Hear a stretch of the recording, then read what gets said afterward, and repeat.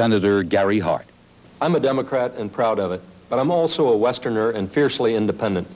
The Washington insiders and special interests have handpicked their candidate for president, but I offer our party and our country a choice. This election is about the failure of the past and the promise of the future. It's about what's good for all Americans, not for a privileged few. Make your vote Tuesday a declaration of independence. Give America a fresh start.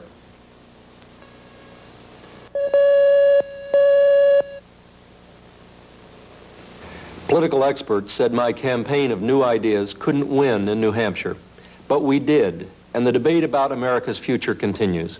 Gary Hart. Now they say Southerners aren't ready for new ideas. I don't agree. I believe the South, more than any other section of the nation, understands breaking the chains of the past and moving into the future. Hope for America's future. The South can once more change the course of history by voting for new leadership, new ideas, and a fresh start for America.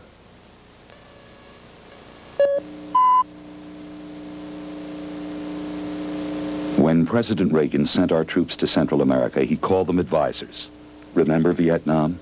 Our troops now serve as bodyguards to dictators and are a slow-burning fuse to war. Vice President Mondale agrees with President Reagan and said he too would leave some of the troops there as bargaining chips with Nicaragua. And he attacks Gary Hart for forcefully saying, "Get them out." Our sons as bargaining chips. Will we never learn? Gary Hart, new, courageous leadership.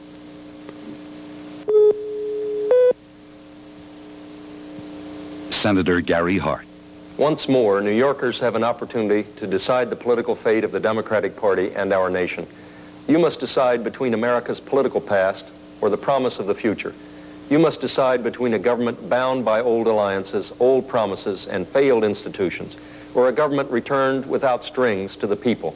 This election is a choice between the national interest and the political establishment.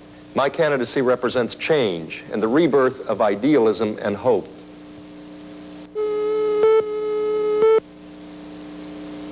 Remember the past, double-digit inflation, 20% interest rates, F-15 sold to Arab states. Think about the present, $200 billion deficits, Marines killed in Lebanon, a runaway nuclear arms race, troops in Central America. When you vote Tuesday, think about the future. I offer specific ideas, new approaches to restructure this nation's economy, to offer opportunity to people who've not had opportunity. As a party, we must change or we will not lead. Let's give America a fresh start.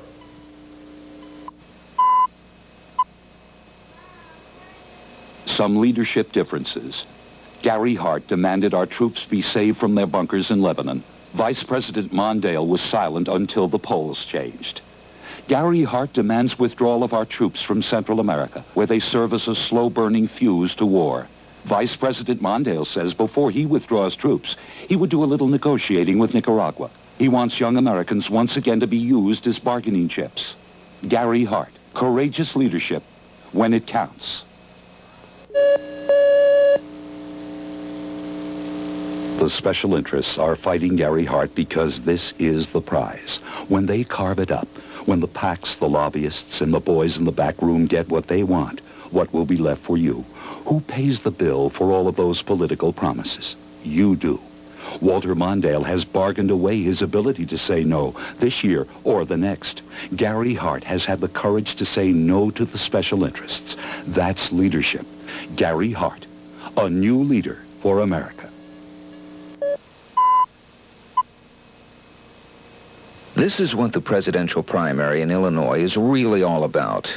Eddie Vdolyak has decided Walter Mondale will be your candidate for president. Gary Hart and a lot of people who think for themselves stand in the way.